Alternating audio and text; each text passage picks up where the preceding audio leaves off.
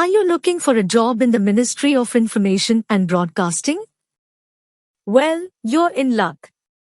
In this video, we will give you some tips and tricks on how to easily get a job in the Ministry of Information and Broadcasting. The first step is to update your resume and make it relevant to the job you're applying for.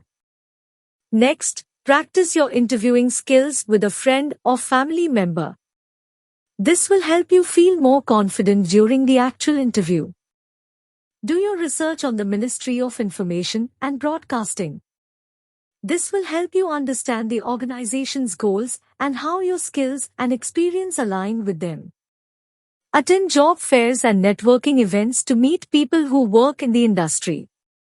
This can lead to valuable connections and opportunities. Finally, submit your job application online through the Ministry of Information and Broadcasting's website. Congratulations! If you followed these steps, you'll increase your chances of getting a job in the Ministry of Information and Broadcasting.